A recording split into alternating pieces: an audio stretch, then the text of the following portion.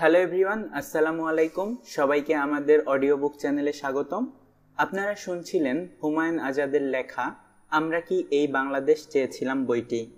আজ আমি আপনাদেরকে পাঠ করে শোনাবো বইটির সপ্তম অংশ। তো চলুন শুরু করা যাক।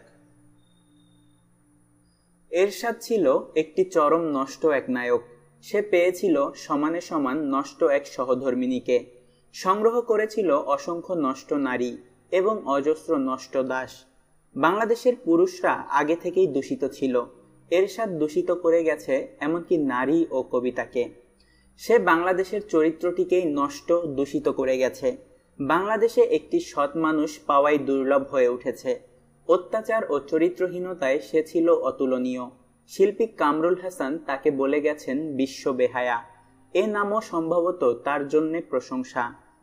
কোনো শব্দই তার স্বৈরাচার, ভণ্ডামো, দুর্নীতি ও চরিত্রহীনতাকে প্রকাশ করতে পারে না। তাকে কি বলবো? ছোটখাটো কালিগুলা, ছোটখাটো চেঙ্গিস, নাকি নিতান্তই আপাদমস্তক ইতর? সে এক ব্যাপারে বিপরীত ছিল জিয়ার। জিয়ার হাত রঞ্জিত ছিল সৈনিকদের রক্তে, তার হাত রঞ্জিত ছিল জনগণের রক্তে। অজস্র মানুষ নিহত হয়েছে তার হাতে। সে ছিল ভার। মৃত্যুর ট্র্যাজেডির মধ্যে দিয়ে তাকে যেতে হয়নি। কয়েক বছর বাদরের মতো খাঁচায় থাকতে হয়েছে। আমাদের সে আজও ভারের মজা জুগিয়ে চলছে। সে জানে খালেদা জিয়া কি মানবী, তার শক্তি কতটা। একটু মাথা তুললেই আবার তাকে কেন্দ্রীয় জান্নাতুল ফেরদৌসে পাঠানো হবে। সেটি খুব মনোরম স্থান নয়, সেখানে রাত্রি বিদিশার নিশা নয়। জনগণের বিদ্রোহে মহাশক্তিমান রাষ্ট্রপতির পদ থেকে সরে দাঁড়াতে হয় তাকে 1990-এর 6 ডিসেম্বরে। বাংলাদেশে মজার ব্যাপার হলো, রক্ত দেয় সাধারণেরা আর সুবিধা ভোগ করে অসাধারণেরা। এই সুবিধা ভোগের ক্ষেত্রে বিচারপতিরা অনন্য। তাদের আছে স্বর্গীয় সোনালী ডানা। এরশাদের পতনের পর এক অজ্ঞাতনামা বিচারপতি, প্রধান বিচারপতি দেবদূত হয়ে দেখা দেন, শাহাবুদ্দিন আহমদ। ছোটখাটো ক্ষুদ্র একটি মানুষ এবং সব দিকেই ছোটখাটো ক্ষুদ্র। সামরিক শাসকেরা এলেও বিচারপতিরাই প্রথম সুবিধা ভোগ করেন। আবার রাজনৈতিক আন্দোলনের ফলে সামরিক স্বৈরাচারীদের পতন ঘটলেও তারাই প্রথম সুবিধা ভোগ করেন। শাহাবুদ্দিন আহমদ কখনো জনগণের পক্ষে কোনো কাজ করেননি। তিনি ছিলেন নাম পরিচয়হীন। 1990-এর ডিসেম্বরেও আমরা তার নাম জানতাম না। তিনি ছিলেন সিএসপি, এটাও বিস্ময়কর। শুনেছি আইয়ুব খাঁর সময় তাকে প্রশাসনে অযোগ্য বিবেচনা করে প্রশাসন থেকে বিচার বিভাগে পাঠিয়ে দেওয়া হয়। সেটাই শাপে বর হয়ে দেখা দেয়। ভাগ্য প্রসন্ন থাকায় একদিন তিনি হন বাংলাদেশের প্রধান বিচারপতি। ক্ষুদ্র লোকদের উপর ভাগ্যদেবী চিরকালই প্রসন্ন থাকে। এরশাদের পতনের পর তত্ত্বাবধায়ক সরকারের নীতি অনুসারে তিনি হন সরকার প্রধান, যার কাজ একটি বিশুদ্ধ, পবিত্র, স্বর্গীয়, নিষ্পাপ নির্বাচন আয়োজন করা, যা তিনি কল্পনাও করতে পারেননি। তা বাস্তবে দেখা দেয় তার ক্ষুদ্র জীবনে, বাস্তব কল্পনার থেকেও অদ্ভুত। রাজনীতিবিদেরা শয়তান, এ সম্পর্কে আমাদের কোনো সন্দেহ নেই। প্রধান বিচারপতিরা দেবদূত, এ সম্পর্কে আমাদের সন্দেহ আছে। রাজনীতিবিদেরা পাপিষ্ট, এ সম্পর্কে আমাদের কোনো সন্দেহ নেই। প্রধান বিচারপতিরা পুণ্যবান, এ সম্পর্কে আমাদের সন্দেহ আছে। তার কাজ হয় একটি বিশুদ্ধ, অবাধ নির্বাচন আয়োজন করে শয়তানদের হাতে ক্ষমতা তুলে দেয়া। তারপর শয়তানরা 5 বছর শয়তানি করবে, ঘুষ খাবে, কোটি কোটি টাকা বানাবে, দেশ ভরে গুন্ডা তৈরি করবে, হজ আর ওমরায় যাবে, সিঙ্গা বাজিয়ে, পতাকা উড়িয়ে রাস্তা মাতিয়ে চলবে। সবাই তাদের সারসার করবে। তাদের সময় ফুরিয়ে আসবে। তখন আসবেন আবার এক নতুন দেবদূত।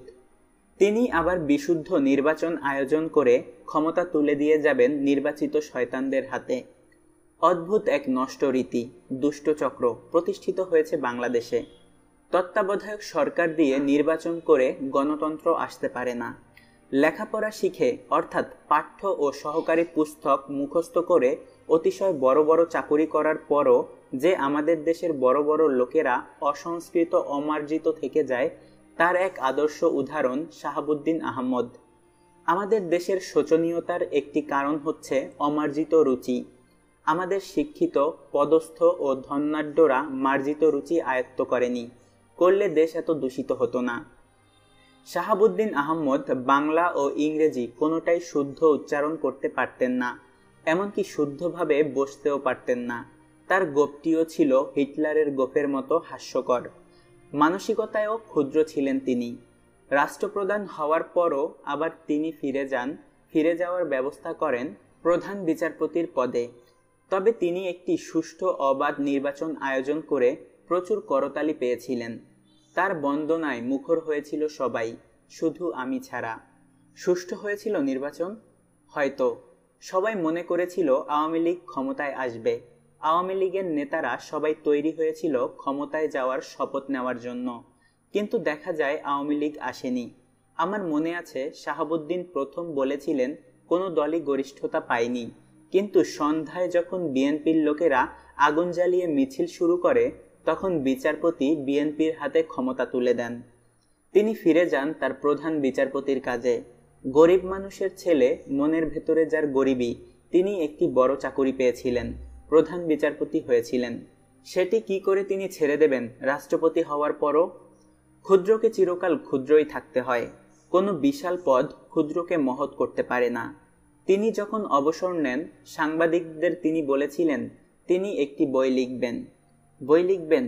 তিনি বুঝতে পারেননি যে বই লেখা প্রধান বিচারপতির কাজ বা রাষ্ট্রপতির কাজ বা নাতির মলমূত্র পরিষ্কার করার মতো অত সহজ নয়। ওই বইটি তার আর লেখা হয়নি। বইটি যে তিনি লেখেননি, ভালোই করেছেন, তাকে ধন্যবাদ জানাই। তিনি কাগজ কালি ইত্যাদির অপচয় করেননি। আমি আমাদের কয়েকজন বিচারপতির লেখা বই পড়ে দেখেছি, আর তাদের মেধার দৈন্য দেখে কষ্ট পেয়েছি। অষ্টম শ্রেণীর বালকেরাও ওই সব বই লিখতে পারে। তিনি জানিয়েছিলেন তার কোনো লোভ নেই, কিন্তু 5 বছর পর হাসিনা যখন ক্ষমতায় আসেন, শাহাবুদ্দিনকে হাসিনা রাষ্ট্রপতির পদটি দেন এবং নিজের জন্য বিপদ ডেকে আনেন। সেনাপতি আর বিচারপতিদের কখনো বিশ্বাস করতে নেই। হাসিনা ভেবেছিলেন এক দেবদূতকে সঙ্গে নিয়ে তিনি দেশবাসীর হৃদয় জয় করে ফেলবেন, জনগণ আবার তাকে ক্ষমতায় বসাবে। কিন্তু তার হৃদয়কে ওয়াজেদ মিয়াও এতটা ধ্বংস করেননি যতটা করেছে এই বিচারপতি রাষ্ট্রপতি। হাসিনার শিক্ষা পাওয়ার দরকার ছিল, তিনি অনবরত শিক্ষা পেয়ে চলেছেন। খালেদা জিয়া তার রাষ্ট্রপতির পদ সবসময় পদতলে রেখেছেন। তিনি জানেন যাদের তিনি রেখেছেন তারা কেউ নয়, তিনি আছেন বলেই তারা আছে। জিয়াউর রহমান এটা জানতেন, খালেদা জিয়াও এটা জানেন। জিয়াউর রহমান যদিও কখনো তাকে রাজনীতিতে আনেননি, কিন্তু তিনি অসামান্য রাজনীতি আয়ত্ত করেছেন। তিনি জানেন তিনি প্রভু, তাই তার আচরণও প্রভুর। রহমান বিশ্বাসী পরিচারকের মতো কাজ করে গেছে। ডাক্তার বদরুদ্দোজা চৌধুরী একটু মাথা তুলতে গিয়েই হাই হিলের আঘাতে বঙ্গভবন থেকে ছিটকে পড়েছেন অতলে। বিএনপি বঙ্গভবনে ডাক্তারি সহ্য করে না। আওয়ামী লীগ অসহায়, তার সঙ্গে ফাজলামো করে চলে। আওয়ামী লীগের দয়ায় রাষ্ট্রপতি হয়ে আওয়ামী লীগের কান মলে দেয়া যায়, কিন্তু বিএনপির সঙ্গে ফাজলামো করা চলে না। হাই হিলের নিচে মাথা রেখে রাষ্ট্রপতি হতে হয়। বিএনপি তা জানিয়ে দিয়েছে, সবাই জেনে গেছে। অনেকেই তা মেনে নিতে প্রস্তুত ছিল, ব্যগ্র হয়ে উঠেছিল। যাই হোক, বঙ্গভবনে স্যুটকোট পরে বসে বসে ঘুমানো খুব খারাপ ব্যাপার নয়, বেশ মজার। তবে মাথা রাখার ভাগ্য অর্জন করতে পেরেছে একজন, পায়ের নিচে মাথা রাখতে পারাও সৌভাগ্য। কুজোদের কাঞ্চনজঙ্ঘা জয় করতে দেখে আমি সবসময় মুগ্ধ হই। 8 বছর ধরে আন্দোলনের পর আন্দোলন, মিছিল, হরতাল, রক্তপাত, অজস্র আত্মোৎসর্গ, গণতন্ত্রের জন্য প্রবল ব্যাকুলতার মধ্য দিয়ে সামরিক একনায়ক এরশাদকে হটিয়ে 1990-এর 6 ডিসেম্বরে গরিব বাংলাদেশ গণতন্ত্রের দিকে পা দেয়। গণতন্ত্র অত্যন্ত সুন্দর শব্দ। অনেকের স্বপ্ন ছিল অবশেষে গণতন্ত্র এসে বুঝি ধরা দিল বাংলাদেশের আঁচলে। এজন্য আন্দোলনকারীরা সৃষ্টি করেন তত্ত্বাবধায়ক সরকার নামের একটি উৎকট ধারণা, যার কাজ হলো সুষ্ঠু শুদ্ধ নির্বাচন আয়োজন করে রাজনীতিবিদদের গণতান্ত্রিক করকমলে গণতন্ত্রের শুভ্র পদ্মটি তুলে দিয়ে বিদায় নেয়া। তারপর রাজনীতিবিদেরা চর্চা করতে থাকবে গণতন্ত্র, তারা ক্ষমতা প্রয়োগ করতে থাকবে অপ্রতিহতভাবে। বাংলাদেশের রূপসী গণতন্ত্র আবার দেখা দেয় 1991-এ। 1991-এর 27 ফেব্রুয়ারির নির্বাচনে বিএনপি জেতে এবং খালেদা জিয়া প্রধানমন্ত্রী হন 19 মার্চে। কিন্তু গণতন্ত্রের কি দুর্ভাগ্য, 1996-এর 15 ফেব্রুয়ারিতে খালেদা জিয়াকেই আয়োজন করতে হয় একটি অসহায় প্রহসনমূলক নির্বাচন, যাতে বিএনপি 300 আসনের মধ্যে 289টি আসন লাভ করে। গণতন্ত্র নিজের অপরূপ রূপ দেখে স্তম্ভিত হয়। তারপর আবার তীব্র আন্দোলন, তৈরি হয় জনতার মঞ্চ, যাতে যোগ দেয় আমলারা। এর ফলে 1996 সালের 30 মার্চ খালেদা জিয়া পদত্যাগ করেন। এই পদত্যাগের স্মৃতি চিরকাল তার মনে থাকবে।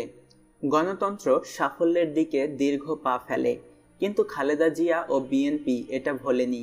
1996-এর 12 জুনের নির্বাচনে আওয়ামী লীগ জেতে এবং শেখ হাসিনা জুনের 23 তারিখে প্রধানমন্ত্রী হন। বহু বছর পর ক্ষমতায় ফিরে আসে আওয়ামী লীগ ধন্যবোধ করে। 2001-এর 1 অক্টোবরে অনুষ্ঠিত নির্বাচনে বিএনপি জামাত জোট বিপুল গরিষ্ঠতা নিয়ে জেতে এবং খালেদা জিয়া দ্বিতীয়বার প্রধানমন্ত্রী হিসেবে শপথ গ্রহণ করেন 10 অক্টোবরে। এই নির্বাচনে বিএনপি জামাত জোট এমন বিস্ময়কর গরিষ্ঠতা অর্জন করে যে সারা দেশে ভয়ে ও অভাবিতকে দেখে স্তব্ধ হয়ে যায়। দুদিন ধরে দেশে কবরের স্তব্ধতা বিরাজ করে, পাখিরাও চুপ করে যায়, আমার কাকগুলোও ডাকে না। বিএনপি জামাত জোটও এতটা আশা করেনি, দেশ তো আশা করেইনি। তাই ফলাফলের প্রথম ঘা সহ্য করতে অন্তত 2 দিন সময় লাগে। তারপর শুরু হয় জয়ীদের তাণ্ডব। নির্বাচন কি সুষ্ঠু হয়েছিল? আমি তা জানি না, আমি তা কোনোদিন জানব না, কেউ জানবে না। হাসিনা যাকে মহান দেবদূত ভেবে বঙ্গভবনে নিয়ে এসেছিলেন, সে দেবদূতও হাসিনার জন্য কাল হয়ে উঠেছিল। সেও এখন একটি ভিলেন, তার গোফ আর দেখা যায় না। লতিফুর রহমানকে তো প্রথম থেকেই মনে হচ্ছিল ক্ষিপ্ত, প্রচণ্ড উত্তেজনা নিয়ে সে আসে। আর তার উপদেষ্টারাও কি ছিল মহাপুরুষ? এই হঠাৎ মহাপুরুষদের হাতে কি দেশ ছেড়ে দেয়া যায়? নির্বাচন যদি সুষ্ঠু হয়ে থাকে, তাহলে সে কেন এতটা নিন্দিত? বাংলাদেশের এখন যে রাজনৈতিক অবস্থা, তাতে তো ক্ষমতায় আসবে বিএনপি বা আওয়ামী লীগ। রাজাকাররা এখন আমাদের প্রধান দুটি দলকে অনেকটাই নিয়ন্ত্রণ করছে, কিন্তু বিএনপি ক্ষমতায় আসে সবাইকে বিমূঢ় করে। বাংলাদেশে কিছুই নিষ্কলঙ্ক থাকে না। তত্ত্বাবধায়ক সরকারের ধারণাটিও আর নির্মল নেই। শাহাবুদ্দিন থেকে মুহাম্মদ হাবিবুর রহমান হয়ে লতিফুর রহমান পর্যন্ত পৌঁছতে পৌঁছতে তত্ত্বাবধায়ক সরকারও হয়ে ওঠে দূষিত।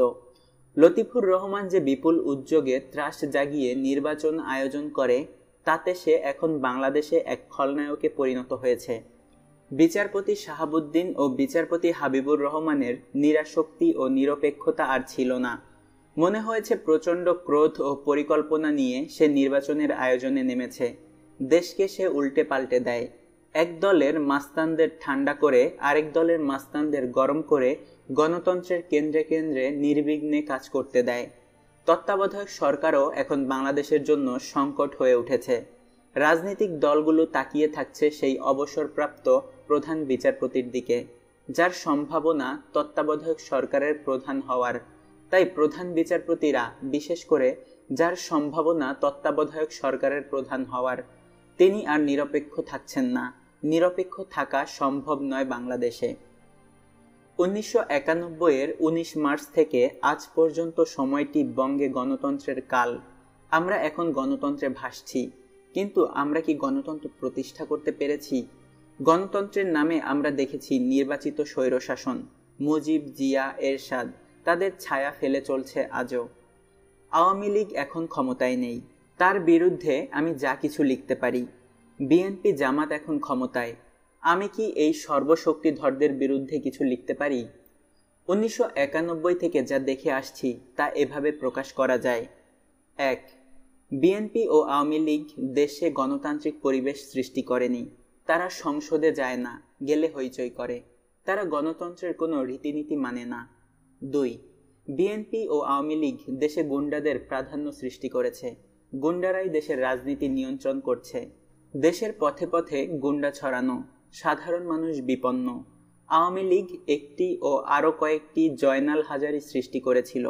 বিএনপি এখন অসংখ্য জয়নাল হাজারি সৃষ্টি করছে। দেশ এখন বিএনপি এর হাজারি ও লাঠিতে ভরে গেছে। 3. বিএনপি ও আওয়ামী লীগ কোনো দলই জনগণের অধিকার প্রতিষ্ঠা করেনি। জনগণের স্বার্থ ও অধিকার সম্পর্কে তাদের কোনো উদ্বেগ নেই। তারা নিজেদের স্বার্থ নিয়েই ব্যস্ত। পথে পথে পুলিশ ও গুন্ডাদের এবং অফিসে অফিসে আমলাদের অত্যাচারে মানুষ অতিষ্ঠ।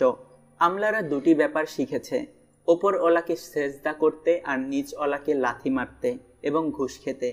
4. বিএনপি ও আওয়ামী লীগ উভয়ই দুর্নীতিগ্রস্ত।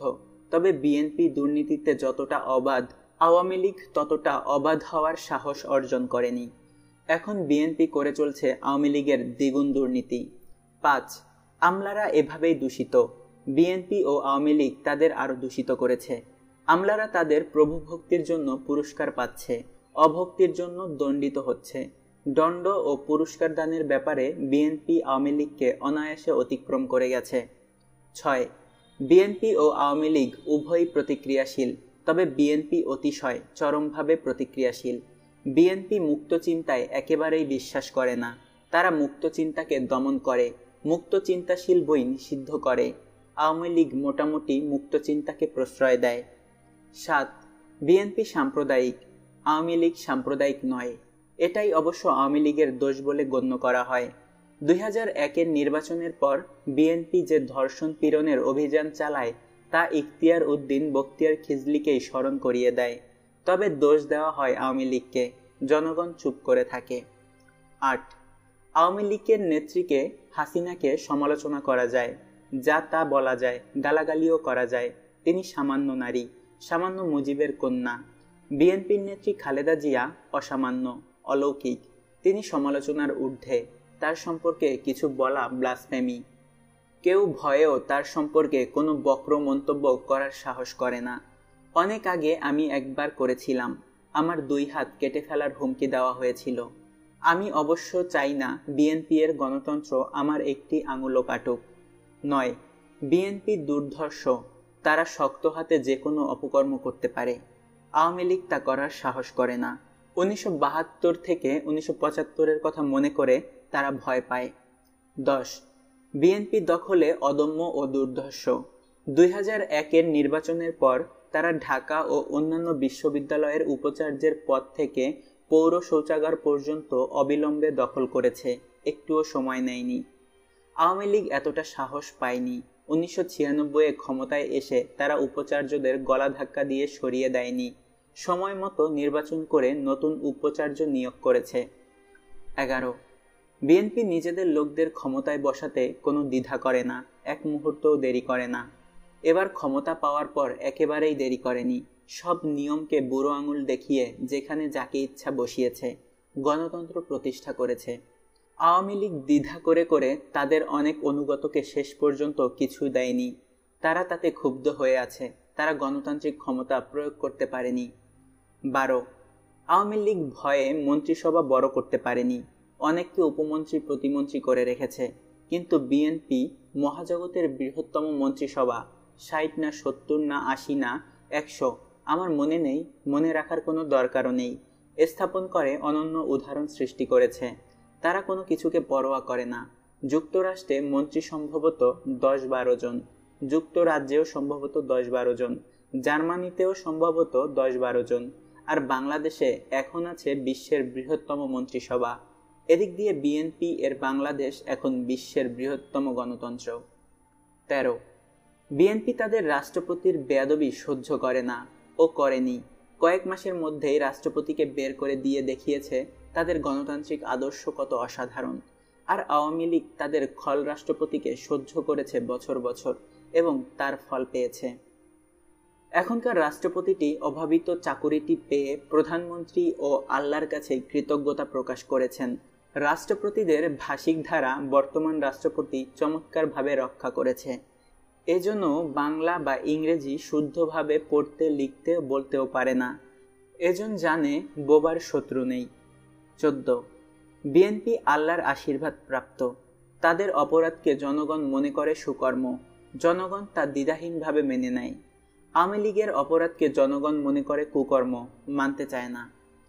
আওয়ামী লীগ 100 টাকা চুরি করলে জনগণ মনে করে তারা 100 কোটি টাকা চুরি করেছে, আর বিএনপি 100 কোটি টাকা চুরি করলে জনগণ মনে করে বিএনপি ঠিক কাজই করেছে। বিএনপি এর নেতারা মদ খেলে বা নারী চর্চা করলে জনগণ মনে করে তারা ধর্মচর্চা করে। আওয়ামী লীগ নামাজ পড়লে, হজ করলে জনগণ মনে করে তারা ভণ্ডামো করছে। 15, বিএনপি অসংস্কৃত শব্দটি তারা হয়তো বুঝবে না। সাহিত্য শিল্পকলার প্রতি তাদের বিরাগ রয়েছে, তাই তাদের সঙ্গে প্রকৃত সাহিত্যিক শিল্পীরা নেই। যারা আছে তারা তুচ্ছ। আওয়ামী লীগের সঙ্গে অন্তত কিছু প্রকৃত সাহিত্যিক শিল্পী আছেন। তবে দলীয় সাহিত্যিক শিল্পীরা দালাল মাত্র, রক্ষিত। তাদের কাজ হয়ে ওঠে স্লোগান দেয়া, সুবিধা নেয়া, নিজেদের দলীয় অঙ্গনায় পরিণত করা। আওয়ামী লীগের সাহিত্যিক শিল্পীরা আওয়ামী লীগের জন্য বিপদ, আর বিএনপি এ যারা আছে তারা পেছনের সারির স্লোগানদাতা ও খিজলীয় মল্লযোদ্ধা। এদের মধ্যে একগুচ্ছ প্রাক্তন উপাচার্যও আছে। রাজনীতি আমাদের সাহিত্যিক, শিল্পী, বুদ্ধিজীবীদের বিভিন্ন দলের 5 টাকা দামের প্রমোদ বালকে পরিণত করেছে। বিএনপি এর লেখক বুদ্ধিজীবীরা এখন প্রচুর বই লিখছে, দিনরাত লিখছে। পাঠকেরা ওগুলো না কিনলেও সরকারি প্রকল্পে ওগুলোর হাজার হাজার কপি কেনা হবে। আওয়ামী লীগের কালেও আওয়ামী লীগ লেখক, বুদ্ধিজীবী, মন্ত্রী, আমলারা বেস্ট সেলার লিখেছিল প্রকল্পের জন্য। এখন তারা লিখছে না, লিখছে বিএনপি এর লেখকেরা, যাদের অধিকাংশ শুদ্ধভাবে একটি অনুচ্ছেদও লিখতে পারে না। তারা খালেদা ও জিয়া, তাদের রাজনীতি ও দর্শন সম্পর্কে অজস্র বেস্ট সেলার লিখছে। অপাঠ্য ওই আবর্জনা রাশি প্রকল্পের টাকা দিয়ে কেনা হবে। দেশের পাঠাগারগুলো আবর্জনায় ভরে উঠবে। আগামী 5 বছরে আমরা দেখতে পাবো বিএনপি এর গাজ্জালীরা কয়েকশো টন আবর্জনা উৎপাদন করে দেশের পাঠাগারগুলো ভরে ফেলেছে। 16, বিএনপি এর সময়ে বেশ ভয়ের মধ্যে বাস করার সুখ পাওয়া যায়। প্রতিটি কর্মকর্তা ও সাধারণ মানুষ এখন ভয়ের মধ্যে বাস করে সুখে আছে। 1996 এর পরে আওয়ামী লীগের সময়ে এমন ভয়ের সুখ ছিল না। তখন কর্মকর্তারা প্রকাশ্যে হাসিনাকে গালি দিয়ে গৌরব বোধ করত, কিন্তু এখন সচিব টচিবরা চুপ করে গেছে, বা মহামান্য বা মাননীয় বিশেষণ ছাড়া খালেদা জিয়ার নাম নেয় না। আওয়ামী লীগ চুক্তি ভিত্তিতে কাউকে নিয়োগ করলে তা হতো অপরাধ, আর বিএনপি চুক্তি ভিত্তিতে অনুগত অপদার্থ ও গুন্ডাদের নিয়োগ করে চলেছে রাষ্ট্রের কল্যাণের জন্য। তরুণ তরুণীরা বেকার থাকছে, বুড়োরা চুক্তি ভিত্তিতে কর্মযোগী হয়ে উঠেছে। চুক্তি কথাটি শুনলেই আমার বমি আসে। নিশ্চয়ই চুক্তিতে একটা শর্ত থাকতে হবে, সকাল সন্ধ্যা পা চাটতে হবে। 17, আওয়ামী লীগ যাই করত তাই ছিল স্বজনপ্রীতি, আর বিএনপি স্বজনে অলিগলি, মন্ত্রিসভা, কলেজ, স্কুল ভরে ফেলেছে। তা হচ্ছে যোগ্যতা অনুসারে নিয়োগ। এটা স্বজনপ্রীতি নয়, এটা হচ্ছে বাংলাদেশের কল্যাণের জন্য প্রতিভার সদ্ব্যবহার। সৌদি আরবে যেমন সব বড় পদেই প্রিন্সরা, এখন বাংলাদেশেও সব বড় পদেই বিএনপি এর প্রিন্স ও প্রিন্সেসরা। 18, আওয়ামী লীগের সময় কিছুটা স্বায়ত্তশাসন ছিল এখানে সেখানে। বিএনপি ওই জিনিসটাকে দেশ থেকে দূর করেছে প্রকৃত গণতন্ত্র প্রতিষ্ঠার জন্য। এবার বইমেলায় দেখা গেল বাংলা একাডেমির মহাপরিচালককে একটি তুচ্ছ কর্মচারীতে পরিণত করা হয়েছে। যদিও ভদ্রলোক বিএনপিকে সেবার জন্য একবার মার খেয়েছিলেন, আহত হয়েছিলেন। এবার তিনি তুচ্ছ চাকুরিটি ফিরে পেলেও তার তুচ্ছতা কাটেনি। বিএনপির অধীনে 2-3 জন ছাড়া সবাই তুচ্ছ। একটি বেশ মুক্ত, আধুনিক ও জনপ্রিয় উপগ্রহ চ্যানেল ছিল ইটিভি। বিএনপির কর্মীরাও এটিকে পছন্দ করত। এটি নিয়ে এসেছিল মুক্তি ও শিল্পকলা। বিএনপি এত মুক্তি, এত শিল্পকলা সহ্য করতে পারেনি, এটিকে বন্ধ করে দিয়েছে। অন্যান্য চ্যানেলগুলোকে পরিণত করা হয়েছে ক্লিষ্ট, ক্লান্তিকর বিটিভিতে। 19, বিএনপি ইন্টারনেট চালু হতে দেয়নি বাংলাদেশে। দুশ্চরিত্র বিশ্বের সঙ্গে যোগাযোগ বাংলাদেশিদের দুশ্চরিত্র করে বলে দেশটিকে বিচ্ছিন্ন করে রেখেছিল বিশ্ব থেকে। খুব ভালো ছিল তখন, বদ্ধ কারাগারি ভালো বাংলাদেশের জন্য। আওয়ামী লীগ এটা চালু করে ভালো কাজ করেনি। এর ফলে দেশের ভাবমূর্তি নষ্ট হয়ে যাচ্ছে। ভাবমূর্তি, এটি একটি পৌত্তলিক শব্দ। ভাবমূর্তি শব্দটি আমি বোধহয় প্রথম ব্যবহার করেছিলাম নারী বইতে। বইটি দয়া করে নিষিদ্ধ করেছিল বিএনপি ক্ষমতায় থেকে যাওয়ার অল্প আগে। ইমেজের বাংলা হিসেবে বিএনপি এটি গ্রহণ করেছে। এমন পৌত্তলিক শব্দ বিএনপি সরকার কি করে ব্যবহার করে? এটা তো কবিরা গুনার সমান। 20, আওয়ামী লীগের সময় সাধারণ মানুষের অবস্থা একটু ভালো ছিল, এখন তা শোচনীয় হয়ে উঠেছে। সবকিছুর দাম বেড়েছে, কিন্তু কথা বলতে কেউ সাহস করছে না। আওয়ামী লীগ বাড়ালে এতদিনে হাসিনার রাস্তায় বেরোনো কঠিন হতো। 21 বিএনপি ও আওয়ামী লীগ নিজেদের নিয়েই ব্যস্ত, জনগণের কথা ভাবার সময় তাদের নেই। লাখ লাখ শিক্ষিত তরুণ তরুণী কর্মহীন হয়ে পড়ে থাকছে। এনজিওগুলোতে দাস দাসী বিনোদন দানকারীর কাজ করছে, আর 2-3 কোটি নিরক্ষর তরুণ তরুণীর কোনো ভবিষ্যৎ নেই। এ নিয়ে তাদের কোনো উদ্বেগ নেই। ওই তরুণদের সরকার ছিনতাইকারীতে পরিণত করেছে, কেননা দেশের মূল মন্ত্র হচ্ছে ছিনতাইতন্ত্র। মেয়েদের তারা কি করে তুলছে। 22 বিএনপি এর মহান ছাত্রনেতারা অল্প বয়সেই কোটিপতি হওয়ার সঙ্গে সঙ্গে বিশ্ববিদ্যালয়ের শিক্ষকদেরও শিক্ষা দিচ্ছে। শিক্ষকেরা ক্লাসে কি বলবে বা বলবে না তারা তা শিখিয়ে দিচ্ছেন। ছাত্রনেতারা বা বিএনপি জামাতের দুর্ধর্ষ কর্মীরা এখন শিক্ষকদের শিক্ষক। তাদের কথা না শুনলে শিক্ষকদের বাধ্যতামূলক ছুটিতে যেতে হচ্ছে। তাদের কথা তো শুনতেই হবে, ভবিষ্যতে তারাই তো হবেন মাননীয় মন্ত্রী। মহান ছাত্রনেতাদের অনেকেই এখন বৃদ্ধ। হাসিনার সময় নির্দ্বিধায় আমি হাসিনা সম্পর্কে কথা বলেছি। খালেদা জিয়া সম্পর্কে এখন থেকে আমাকে সাবধানে কথা বলতে হবে। 23 বিএনপি চেষ্টা করেছে জিয়া রাজবংশের একজন যুবরাজ তৈরি করার, যিনি ভবিষ্যতে ক্ষমতা গ্রহণ করবেন। তার মেধা ও বিচক্ষণতার স্তবে মন্ত্রীরা মুখর হয়ে উঠেছে। আমি তার ভবিষ্যতের কথা ভেবে ভয় পাচ্ছি। দেয়ালে দেয়ালে তাকে ঘোষণা করা হচ্ছে ভবিষ্যতের আগামীর রাষ্ট্রনায়ক। আওয়ামী লীগ এটা করেনি। আওয়ামী লীগের এখনো কোনো যুবরাজ তৈরি হয়নি। আওয়ামী লীগের হয়তো ভবিষ্যৎ নেই। দেয়ালের লেখা দেখে জনগণ সুখী বোধ করছে, সোনালী ভবিষ্যতের স্বপ্নে বিভোর হচ্ছে। গুন্ডারা বায়ুগৃহে গিয়ে ভবিষ্যতে মন্ত্রী হওয়ার পথ তৈরি করছে। আওয়ামী লীগ জনগণকে এ সুখ দিতে পারেনি। বাংলাদেশের কপালে কি লেখা আছে তা আল্লাহই জানে। 24 প্রতিহিংসা বা হিংস্রতায় বা ক্ষমা ও প্রেম প্রীতিতে 2001-এ নির্বাচিত হওয়ার পর বিএনপি যে দৃষ্টান্ত স্থাপন করেছে তার কোনো তুলনা নেই। গণতন্ত্র প্রতিষ্ঠার জন্য এটা দরকার। হিংস্রতা ছাড়া তৃতীয় বিশ্বে গণতন্ত্র আসে না। ধর্ষণে ও হত্যায় বিএনপি এর স্বাস্থ্যবান কর্মীমণ্ডলী বিশেষ দক্ষতা দেখিয়েছে। এর জন্য তাদের আরও 15 বছর ক্ষমতায় থাকা দরকার। অবশ্যই থাকবে। তারা অনুসরণ করেছে মহৎ মুসোলিনি, হিটলার, সাদ্দাম, লাদেনের মহৎ আদর্শ। গণতন্ত্রের জন্য এটা দরকার। এরপর যদি আওয়ামী লীগ ক্ষমতায় আসে তখন সাধারণ মানুষ কি করবে সে কথা ভেবে আতঙ্কিত বোধ করছি। 25 জনগণ এর মাঝেই হতাশ হয়ে উঠেছে। একে কি বলবো, হতাশা? জনগণ বোবা হয়ে গেছে, অন্ধ বধির বোবা হয়ে গেছে। কিন্তু জনগণ দুষ্ট আওয়ামী লীগের থেকে দুষ্টতর বিএনপিকে বেশি পছন্দ করে।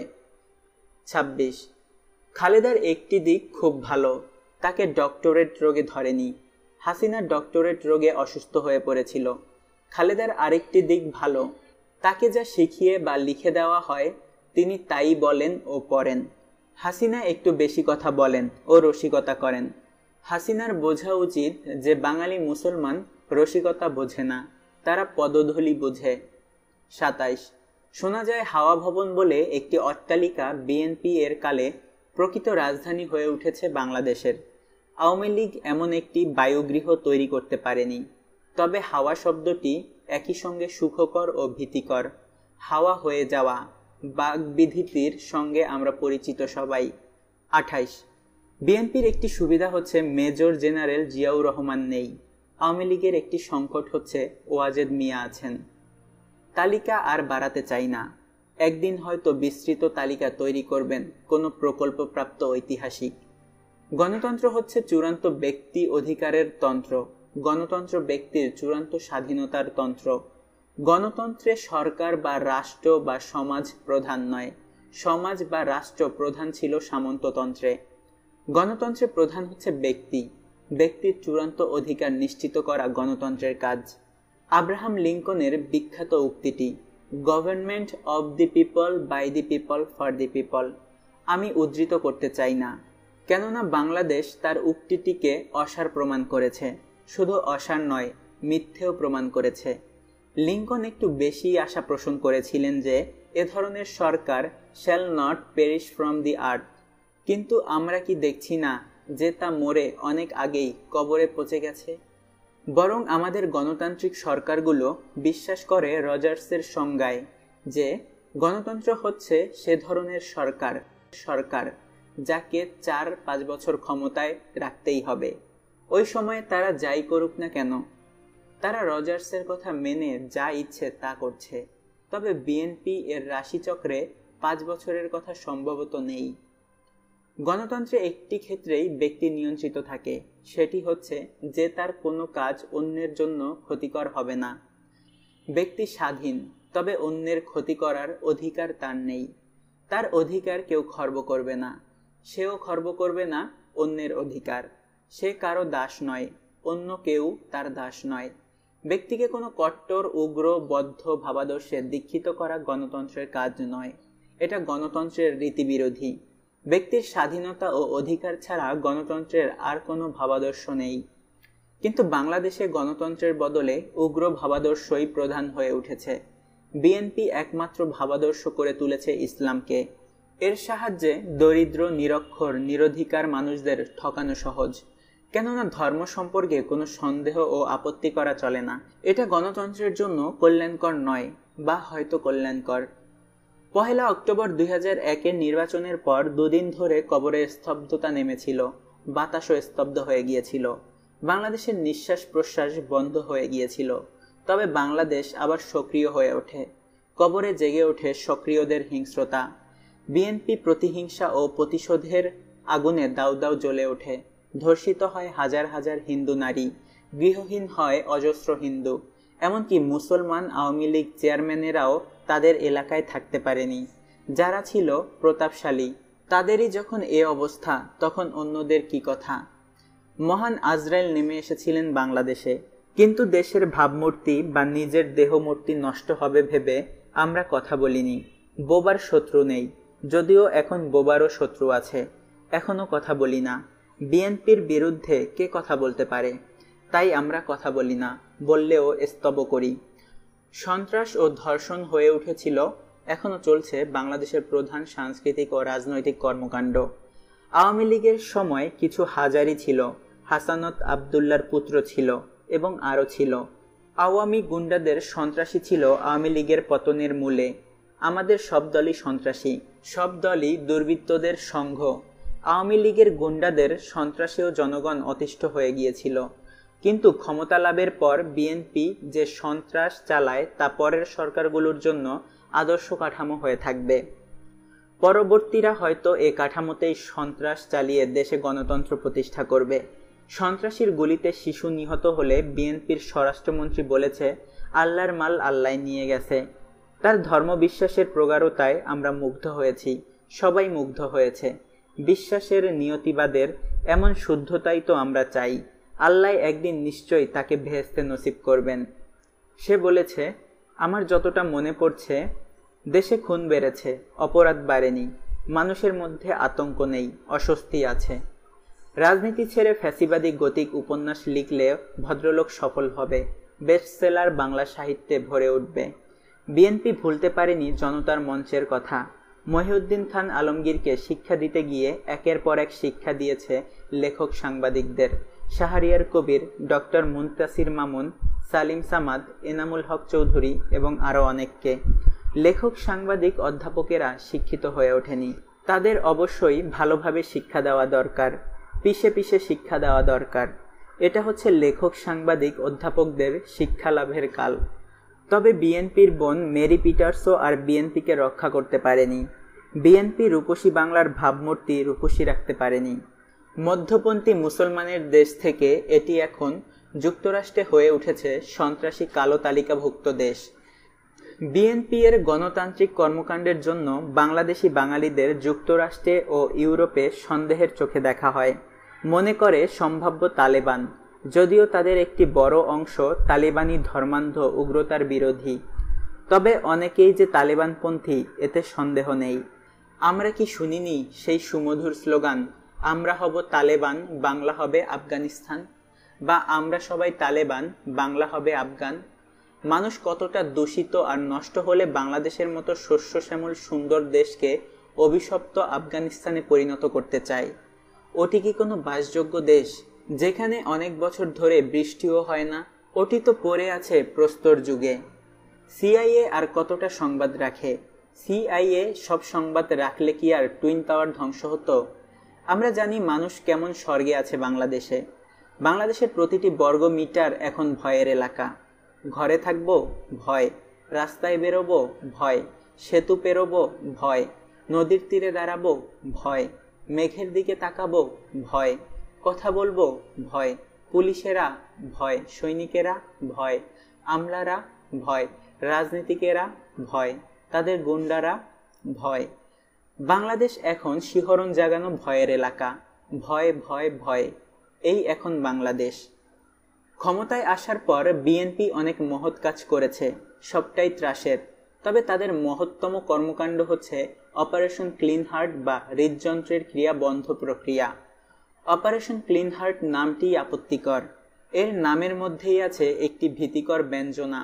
নামটি দোতানা করে যে এর কর্মকাণ্ড হবে নির্দয়, নির্মম। অপারেশন ক্লিন হার্টের মতো সন্ত্রাসের ঝড় বাংলাদেশ অনেক বছর দেখেনি। এটা পাড়া বা মহল্লার সন্ত্রাসীদের কর্মকাণ্ড নয়, এটি হয়ে ওঠে রাষ্ট্রীয় সন্ত্রাস। ভয়ে জনগণ স্তব্ধ হয়ে গিয়েছিল।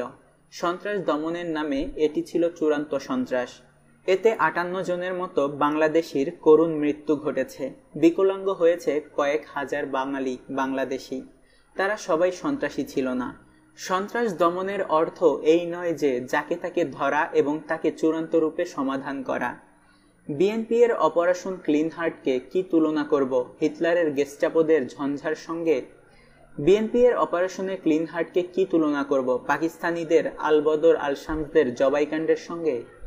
বিএনপি এর অপারেশন ক্লিন হার্টকে কি তুলনা করব 1975-এর 15ই আগস্টের কর্নেল মেজরদের বধযজ্ঞের সঙ্গে? এটির সঙ্গেই এর বেশি মিল।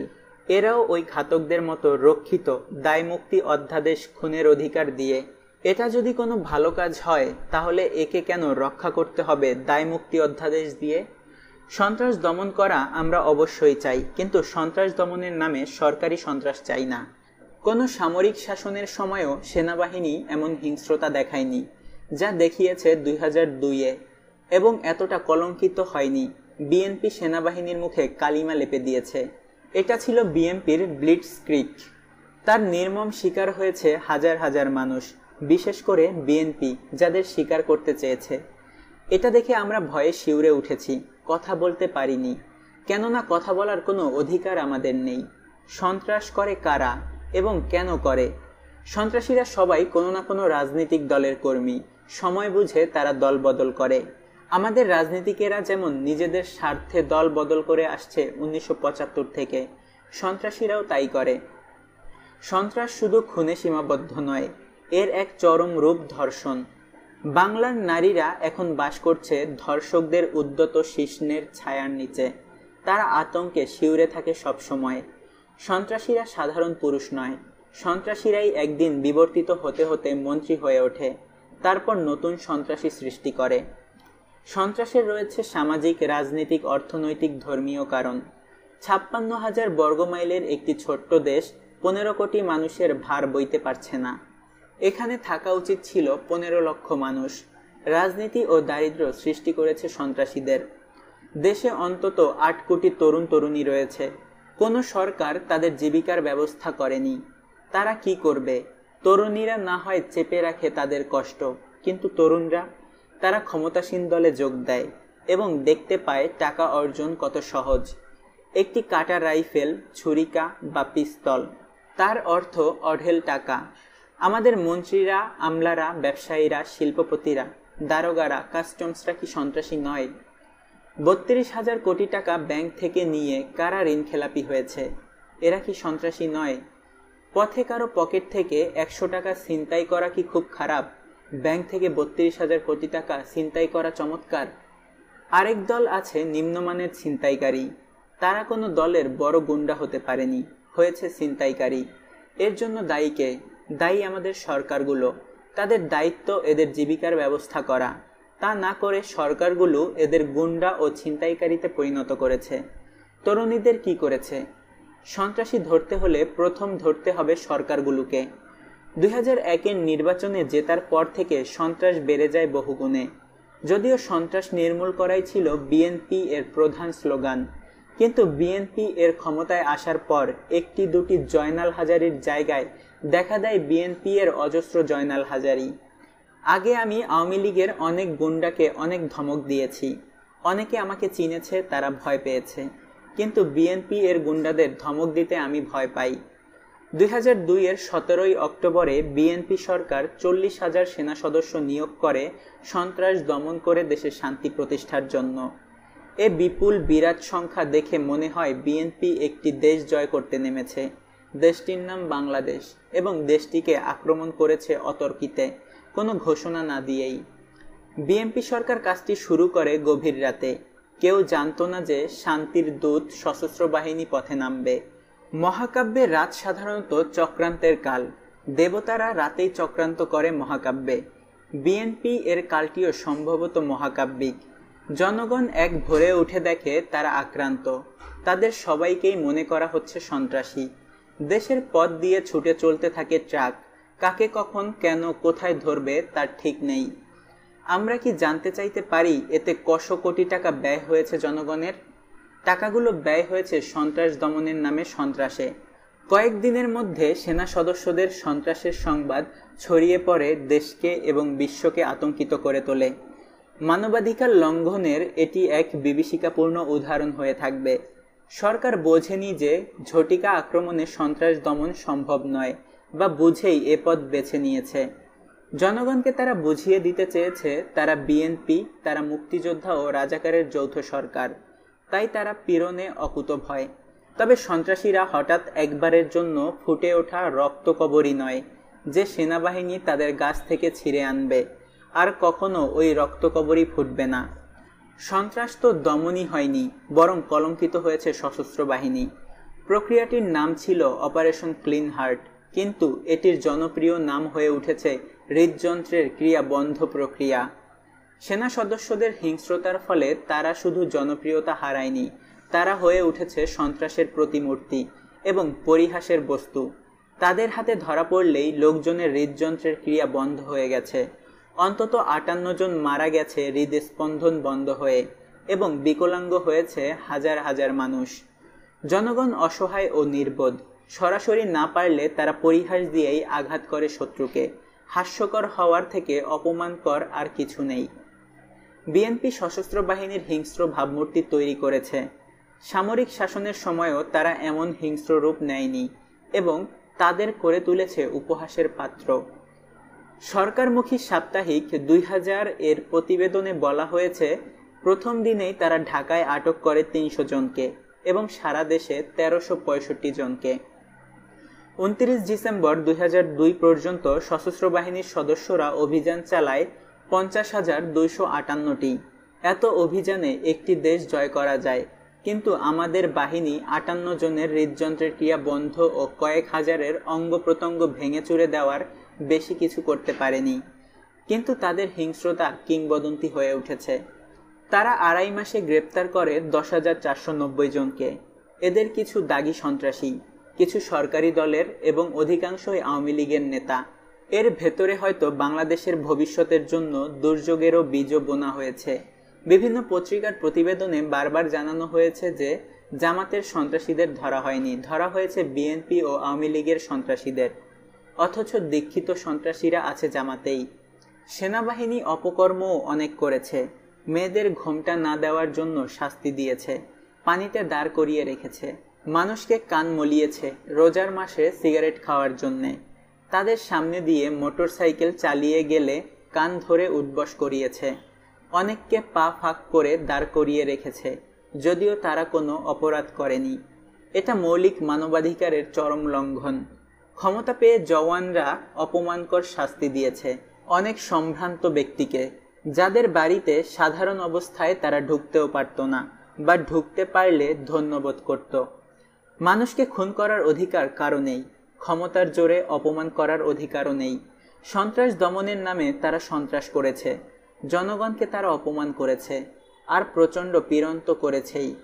বারবার মনে হয়েছে এ কোনো অসভ্য জঙ্গলি বর্বর দেশে বাস করছি আমরা। আমরা কি এই বর্বর জঙ্গলি বাংলাদেশ চেয়েছিলাম? সেনারক্ষণে মারা গেছে 58 জনের মতো। কিভাবে মারা গেছে? হৃদযন্ত্রের ক্রিয়া বন্ধ হয়ে। হৃদযন্ত্রের ক্রিয়া বন্ধ না হলে বিজ্ঞানের মতে কেউ মরে না। মৃত্যু মানেই হৃদযন্ত্রের ক্রিয়া বন্ধ হওয়া।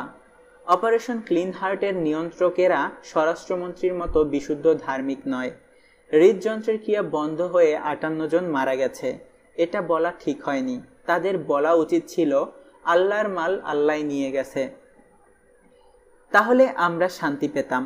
সেনাবাহিনী কি তাহলে যথেষ্ট পরিমাণে ধার্মিক নয়? তারা কি জানে না হায়াত মৌত কার হাতে? পঙ্গু হয়েছে ক হাজার, তার কোনো হিসেব নেই। শেখ মুজিবের হত্যাকারীদের বিচারের ঊর্ধ্বে রাখার জন্য 1975 সালে খন্দকার মোস্তাক জারি করেছিল বাংলাদেশের প্রথম দায়মুক্তি অধ্যাদেশ। আবার 2003-এর 9 জানুয়ারি বিএনপি সরকার জারি করেছে দ্বিতীয় দায়মুক্তি অধ্যাদেশ। এ অধ্যাদেশের একটি ধারায় বেশ বিমূর্ত আইনের ভাষায় বলা হয়েছে, 16 অক্টোবর 2002 তারিখ হইতে 9 জানুয়ারি 2003 তারিখ কার্য দিবস পর্যন্ত সময়ের মধ্যে দেশের শৃঙ্খলা রক্ষার প্রয়োজনে বেসামরিক প্রশাসনকে সহায়তা প্রদানের জন্য সরকার কর্তৃক 16 অক্টোবর 2002 তারিখে প্রদত্ত আদেশ এবং তৎপরবর্তী সময়ে প্রদত্ত সকল আদেশ, উক্ত আদেশসমূহ বাস্তবায়নের জন্য কৃত যাবতীয় কার্য এবং উক্ত আদেশসমূহ বলে ও অনুসারে যৌথ অভিযানের জন্য কোনো সদস্য বা দায়িত্বপ্রাপ্ত অন্য কোনো ব্যক্তি কর্তৃক উক্ত সময়ের মধ্যে তাহার দায়িত্ব বিবেচনায় প্রদত্ত আদেশ, কৃত আটক, গ্রেপ্তার, তল্লাশি ও জিজ্ঞাসাবাদ সহ সকল প্রকার কার্য ও গৃহীত ব্যবস্থা প্রচলিত আইনে ও আদেশসমূহে যাহাই থাকুক না কেন 16 অক্টোবর 2002 তারিখ প্রদত্ত আদেশ প্রদানকারী এবং কার্য সম্পাদনকারী এবং যৌথ অভিযানে নিয়োজিত শৃঙ্খলা বাহিনীর সদস্যগণকে তজ্জন্য সর্বপ্রকার দায়মুক্তি করা হইল। এ অধ্যাদেশ সম্পূর্ণরূপে জনগণের মৌলিক অধিকারের বিরোধী। এ অধ্যাদেশ বাংলাদেশের মানুষকে কীটপতঙ্গে পরিণত করেছে। তবে সরকার কীটপতঙ্গকেও যেমন ফিল্ড মার্শাল মশককে এভাবে মারতে পারেনি। পশু নয়, কীটপতঙ্গ।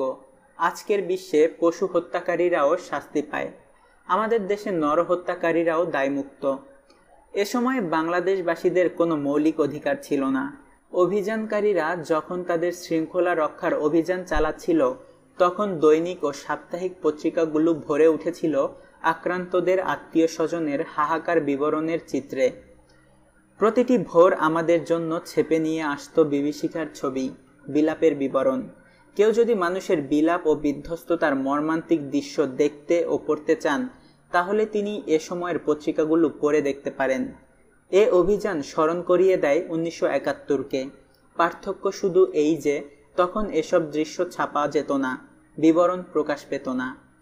তাও ভালো ছিল, অদৃশ্য অশ্রুত মৃত্যু সুদৃশ্য শিল্পিতভাবে মুদ্রিত বিলাপ ভারাতুর মৃত্যুর থেকে অনেক বেশি সহনীয়। পশ্চিমে এখন মৃত্যুর সংবাদ জানাই যায় না, কিন্তু পূবে, বিশেষ করে আমাদের মতো দেশে, মৃত্যুই এখন প্রধান ও বিনোদন জাগানো সংবাদ। হৃদয় শুদ্ধিকরণ প্রক্রিয়ায় অপমৃত্যুর অজস্র বিবরণ ছাপা হয়েছে পত্রপত্রিকায়। তাতে বাংলাদেশের স্পর্শকাতরহীন মানুষেরাও কেঁপে কেঁপে উঠেছে, তারাও মানবিক হয়ে উঠেছে।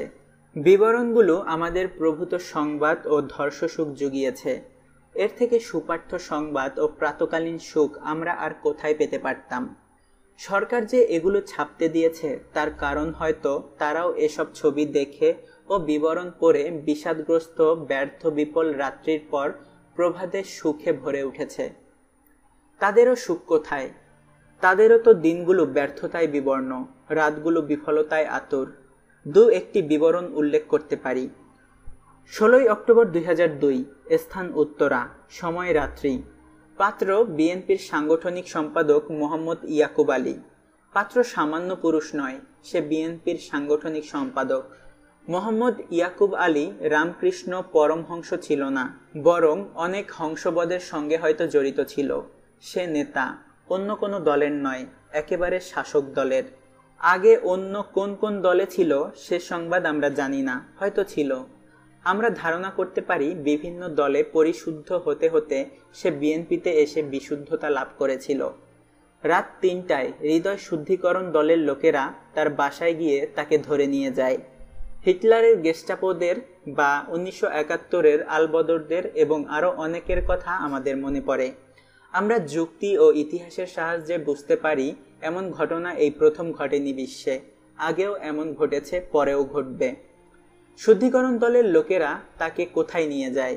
ক্যান্টনমেন্টে, চরম চিকিৎসালয়ে, সৌরলোকের কেন্দ্রস্থলে। ইয়াকুব আলীর স্ত্রী জানিয়েছেন, 16 অক্টোবর গভীর রাতে সেনা সদস্যরা তার স্বামীকে বাড়ি থেকে ধরে নিয়ে যায়। তারপর তিনি তার শক্তিশালী স্বামীর আর কোনো সংবাদ পাননি। স্বামীর মৃত্যু হয়তো মাঝে মাঝেই তিনি কামনা করতেন। বঙ্গে কে এমন কামনা করে? কিন্তু এভাবে তিনি বিধবা হতে চাননি বলেই আমাদের মনে হয়। তবে রাষ্ট্র তুচ্ছ এক নারীর চাওয়ার না চাওয়ার উপর নির্ভর করে দাঁড়িয়ে থাকতে পারে না, তাকে আরও শক্ত ভিত্তির উপর দাঁড়াতে হয়। 18 অক্টোবর তিনি জানতে পারেন মোহাম্মদ ইয়াকুব আর নেই। কেন নেই? একদা প্রতাপশালী মোহাম্মদ ইয়াকুব। তার কারণ সেই দেশের সবচেয়ে শক্তিশালী নয়, তার থেকেও শক্তিশালীরা দেশে আছে। ইয়াকুব মারা গেছে। ইয়াকুবের হয়তো হৃদরোগ ছিল, যা সে নিজেও জানতে পারেনি। সেটা ধরা পড়ে সেনা সদস্যদের হাতে ধরা পড়ার পর। ইয়াকুব হৃৎপিণ্ডের ক্রিয়া বন্ধ হয়ে মারা যায়। ইয়াকুবকে কি পীড়ন করা হয়েছিল? পীড়ন কাকে বলে? বাংলা ভাষায় কোনো শব্দই আর ঠিক অর্থ প্রকাশ করে না। তাকে দলাই মলাই করা হয়েছিল, ওটা তো খারাপ জিনিস নয়। পশ্চিমে ফিজিওথেরাপি এখন জরুরি চিকিৎসা বলে গণ্য। তার চিকিৎসা করা হয়েছিল, ফিজিও চিকিৎসা, তাতেই মোহাম্মদ ইয়াকুব মারা যায়। চিকিৎসকদের হাতে মৃত্যু হলে অভিযোগ করা যায় না, চিকিৎসকদের দায়মুক্তির সার্টিফিকেট রয়েছে। ইয়াকুব কি সন্ত্রাসী ছিল? অবশ্যই ছিল। ক্ষমতাসীন দলের অত বড় একটি পদে থাকতে হলে সন্ত্রাস করতেই হয়। সন্ত্রাস না করে কে নেতা হতে পারে বাংলাদেশে? ইয়াকুবের উপর যে চিকিৎসা চালানো হয়েছিল তার কারণ কি? সে সন্ত্রাসী বলে, না অন্য কোনো কারণে? ইয়াকুবের স্ত্রী জানিয়েছেন, সেনাবাহিনীর এক কর্মকর্তার ভাইয়ের সঙ্গে জমি নিয়ে বিরোধ ছিল ইয়াকুবের। এরই ফলে ঘটেছে চরম চিকিৎসার আধিক্যে হৃদরোগে মারা গেছে মোহাম্মদ ইয়াকুব। হৃদয় শুদ্ধিকরণ অভিযান একটি তথ্য উদ্ঘাটন করেছে যে বাংলাদেশে হৃদরোগীর সংখ্যা বিপুল। ইয়াকুবের হৃদযন্ত্র বিকল করে দমন করা হয়েছে একটি সন্ত্রাস। ইয়াকুব ভবিষ্যতে আর সন্ত্রাস করবে না, বাংলাদেশ সন্ত্রাস মুক্ত থাকবে। বেগম ইয়াকুব একটি মামলাও করেছেন, তবে তিনি হয়তো জানেন না তার স্বামীর চিকিৎসকেরা দায়মুক্ত। আরেকজন হৃদরোগীর নাম আফজাল হোসেন। আগে তার হৃদরোগ ধরা পড়েনি, সেনা সদস্যরা সেটা ধরেছে। তার অনেক আগেই একজন হৃদরোগ বিশেষজ্ঞের সঙ্গে দেখা করা উচিত ছিল। তার বয়স 30, পিতা চান মিয়া। সে সাভারে একটি মোরগ মুরগির খামার চালাতো, পরিবেশ নষ্ট করত, চারিদিকে গন্ধ ছড়াতো। সে অরক্ষিত ছিল। তবে 21 অক্টোবর রাতে সাভারে সেনা সদস্যদের সংরক্ষণে থাকা অবস্থায় হৃদযন্ত্রের ক্রিয়া বন্ধ হয়ে সে মারা যায় বলা বোধহয় ঠিক হচ্ছে না। সত্য হচ্ছে তার হৃদযন্ত্রের ক্রিয়া বন্ধ হয়ে যায়। হৃদযন্ত্র একটি বাজে যন্ত্র, যখন তখন নষ্ট হয়। এটা বাদ দিয়ে আমাদের একটি ভালো যন্ত্র কিনতে হবে। 21 অক্টোবর দুপুরে সে একটি দোকানে বসে খাচ্ছিল। দোকানে বসে খাওয়া অস্বাস্থ্যকর বলে সেনা সদস্যরা তাকে নিজেদের স্বাস্থ্যকর সংরক্ষণে নিয়ে যায়। একটি প্লাজার সামনে নিয়ে সেনা সদস্যরা তার দেহকে বিচিত্র রকমের শিক্ষা দেয় বা বানায়। 1.5 ঘন্টা পাঠদানের বানানোর পর তাকে নেওয়া হয় তার বাড়ির সামনে। সেখানে তাকে একটি পুকুরে ধাক্কা দিয়ে ফেলে অস্ত্র তুলে আনতে বলা হয়। পুকুর থেকে মাছ ধরে আনতে বললে হয়তো সে 2-1টা ট্যাংরা পুঁটি ভেদা ধরে আনতে পারত। সে কিছুই পারে না। তবু দয়ালু সেনাবাহিনী তাকে গাড়িতে করে নিয়ে যায়। হলিউডি বা হিন্দি সিনেমার মতো দড়ি দিয়ে বেঁধে রাস্তায় ফেলে গাড়ি দিয়ে টেনে নেয়নি, তারা তাকে গাড়িতে করে নিয়ে যায়। সেনা সংরক্ষণে থাকার সময় তার গোলমাল ঘটে। তখন ভার বহনের দায়িত্ব পড়ে সাভার থানার ভারপ্রাপ্ত কর্মকর্তার উপর। 21 অক্টোবর গভীর রাতে সাভার থানার ভারপ্রাপ্ত কর্মকর্তা আফজালের মৃতদেহ সেনানিবাস থেকে থানায় নিয়ে আসে। আফজাল কি মারা গেছে? না, সেনাবাহিনীর এক হাবিলদার একটি অপমৃত্যুর মামলা দায়ের করেছে যে হার্ট অ্যাটাকে মরণ বরণ করেছে আফজাল। কিন্তু তার পরিবারবর্গ বলছে সে মারা গেছে সেনাবাহিনীর নির্যাতনে। নির্যাতন আমরা করতে পারি, কিন্তু তার ফলে যার হৃদরোগ হয় সে সন্ত্রাসী, সে নষ্ট করে দেশের ভাবমূর্তি। এভাবে হৃদযন্ত্রের ক্রিয়া বন্ধ হয়ে যায় আরও অনেকের, একটি একটি করে অন্তত 58 জনের। এবং পঙ্গু হয় কয়েক হাজার। এভাবে হৃদযন্ত্রের ক্রিয়া বন্ধ হয়ে মারা গেছে আমিরুল হক, জাহাঙ্গীর হোসেন, শফিকুল ইসলাম, রতন মোল্লা, সাইফুজ্জামান, আজিজ সর্দার, নাজমুল ইসলাম, জুলহাস ব্যাপারী, আব্দুল ওয়াদুদ, তোতা খান, আরও অনেকে। অভিযানে সরকারও হয়তো আতঙ্কিত হয়ে পড়েছিল, মন্ত্রীরাও স্তব্ধ হয়ে গিয়েছিল। তাদের নিজস্ব সন্ত্রাসী প্রচুর, সন্ত্রাসী ছাড়া তাদের ভবিষ্যৎ কোথায়? তবে হাহাকার করছে বাংলাদেশ। অভিযানে কোনো কাজ হয়নি, সন্ত্রাসীদের কাজ সন্ত্রাসীরা করেছে, খুন করেছে, ছিনতাই করেছে, ধর্ষণ করেছে। ময়মনসিংহে একযোগে বিভিন্ন ছবি ঘরে বোমা ফাটিয়েছে। তখন আমরা কবলিত ছিলাম সামরিক ও সুশীল সন্ত্রাসীদের দ্বারা। উপরে উদ্ধৃত অধ্যাদেশটির ধারাটি বেশ বিমূর্ত ও রক্তের দাগহীন। সরকার বুঝেছে এতে কাজ হবে না, তাই তারা স্পষ্ট করেই রক্তপাত ও নানা বিভীষিকার উল্লেখ করে অভিযানের বীরদের মুক্ত করে দিয়েছে সব দায় থেকে, কিন্তু রক্তের দাগ আরও লাল হয়ে উঠেছে। অধ্যাদেশটির আরেকটি ধারায় বলা হয়েছে, উল্লেখিত 16 অক্টোবর 2002 তারিখে প্রদত্ত আদেশ ও তৎপরবর্তী সময়ে প্রদত্ত আদেশ বা কার্যের দ্বারা কাহারও প্রাণহানি ঘটিলে, কাহারও যান বা মালের কোনো ক্ষতি হইলে বা কাহারও কোনো অধিকার ক্ষুণ্ণ হইলে বা কেহ আর্থিক, শারীরিক বা মানসিকভাবে ক্ষতিগ্রস্ত হইলে বা কেহ অন্য কোনোভাবে সংক্ষুব্ধ হইলে তজ্জন্য সংশ্লিষ্ট সকল আদেশ প্রদানকারীর বিরুদ্ধে বা কার্যনির্বাহীর বিরুদ্ধে বা উক্ত দফায় উল্লেখিত কোনো সদস্য বা ব্যক্তি বা শৃঙ্খলা বাহিনীর সদস্যগণের বিরুদ্ধে বা তাহাদিগকে আদেশ প্রদানকারীর বিরুদ্ধে বা উক্ত বাহিনীর কোনো কর্মকর্তার বিরুদ্ধে কোনো আদালতে কোনো প্রকার দেওয়ানি বা ফৌজদারি মোকদ্দমা বা কার্যধারা বা অন্য কোনো প্রকার আইনগত কার্যধারা চলিবে না এবং তৎসম্পর্কে কোনো আদালতের নিকট কোনো অভিযোগ বা প্রশ্ন উত্থাপিত করা যাইবে না। এই ধরনের কোনো মোকদ্দমা বা কার্যধারার বা প্রশ্নের ভিত্তিতে কোনো রায়, আদেশ বা সিদ্ধান্ত দেওয়া হইলে তাহা বাতিল, অকার্যকর হইবে বা হইয়াছে বলে গণ্য হইবে।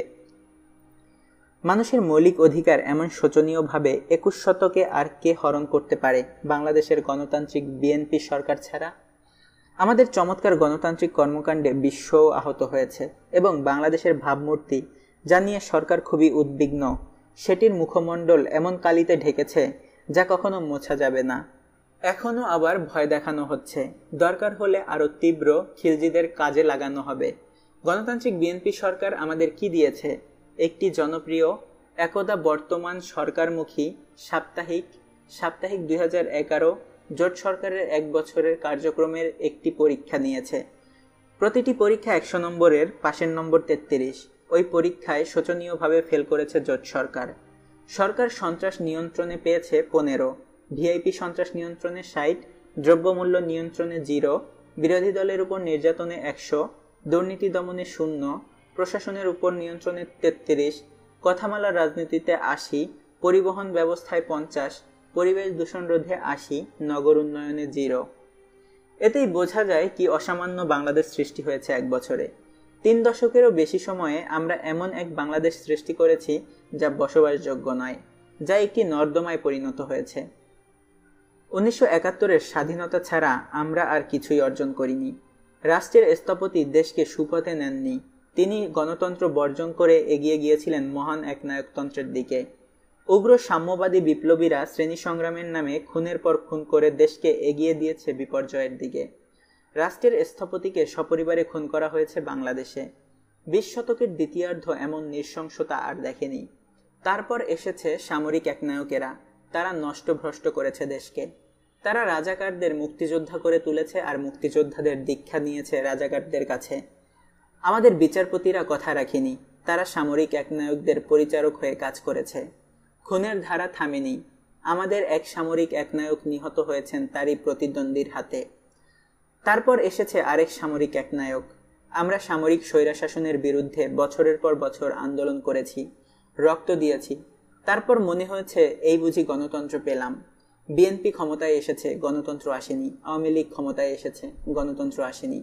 বিএনপি জামাত ক্ষমতায় এসেছে, গণতন্ত্র আসেনি। আমাদের রাজনীতিবিদ, আমলা, ব্যবসায়ী, শিল্পপতি, দারোগা, পুলিশ সবাই মিলে দেশটিকে লুট করে চলেছে। আমরা দেশ জুড়ে প্রতিক্রিয়াশীলতা বিস্তার করে চলেছি, দেশ থেকে বিজ্ঞান মনস্কতা দূর করেছি। আমরা তরুণ তরুণীদের প্রতিক্রিয়াশীল করে তুলেছি, তারা আর প্রশ্ন করে না। আমরা আমাদের শিক্ষা ব্যবস্থাকে ধ্বংস করেছি, আমাদের বিদ্যালয় থেকে বিশ্ববিদ্যালয় পর্যন্ত জ্ঞানের চর্চা নেই। আমরা দেশে কোটি কোটি কর্মহীন তরুণ তরুণী উৎপাদন করেছি, আমরা তাদের শিক্ষা ও জীবিকার ব্যবস্থা করিনি। আমরা আমাদের একদল তরুণকে বিদেশে শ্রমিক হিসেবে পাঠাতে মেতে উঠেছি। আমরা হয়ে উঠেছি বিশ্ব কামলার জাতি। আমরা তরুণদের ছিনতাইকারীতে পরিণত করেছি। আমরা ব্যাংক থেকে 32,000 কোটি টাকা নিয়ে শিল্পপতি গৃহপতি হয়েছি। জনগণের টাকা নির্বিচারে ছিনতাই করে চলছি। আমরা শিল্প সাহিত্যকে নষ্ট করেছি। লেখক বুদ্ধিজীবীরা বিভিন্ন রাজনৈতিক দলের দালাল, পেছনের সারির কর্মী, এমনকি গুন্ডা হয়ে উঠেছি। আমরা রাষ্ট্রধর্ম প্রতিষ্ঠা করেছি আর নিরন্তর ঘুষ খাওয়াকে জাতীয় ধর্মে পরিণত করেছি। ধর্ম দিয়ে আমরা সরল মানুষদের প্রতারণা করে চলছি। আমাদের রাজনীতিবিদেরা হজ ওমরাকে রাজনৈতিক কর্মকাণ্ডে পরিণত করেছে। আমরা জনগণকে অধিকার দেইনি, তাদের জীবিকার, শিক্ষার, চিকিৎসার ব্যবস্থা করিনি। গণতন্ত্রের নামে আমরা স্বৈরাচার চালিয়ে যাচ্ছি। দুর্নীতিতে আমরা বারবার প্রথম স্থান অধিকার করেছি। এই আমাদের বাংলাদেশ, এই আমাদের সোনার বাংলা। কিন্তু আমরা কি এই বাংলাদেশ চেয়েছিলাম? এমন দুস্থ, দুর্নীতি কবলিত, মানুষের অধিকারহীন, পঙ্কিল, বিপদসংকুল, সন্ত্রাসী শাসিত, অতীতমুখী, প্রতিক্রিয়াশীল, ধর্মান্ধ, সৃষ্টিশীলতাহীন, বর্বর, স্বৈরাচারী বাংলাদেশ, যেখানে প্রতি মুহূর্তে দম বন্ধ হয়ে আসতে চায়। আপনারা শুনছিলেন হুমায়ুন আজাদের লেখা আমরা কি এই বাংলাদেশ চেয়েছিলাম বইটি এখানেই শেষ হলো। আপনারা যারা আমাদের চ্যানেলে নতুন বা প্রথমবার শুনছেন তারা কাইন্ডলি চ্যানেলটি সাবস্ক্রাইব করে সাথে থাকবেন। আমরা এরকম আরও অনেকগুলো বই নিয়ে সামনে ভিডিও আপলোড করব। সবাই সাথে থাকবেন, ভালো থাকবেন। ধন্যবাদ সবাইকে।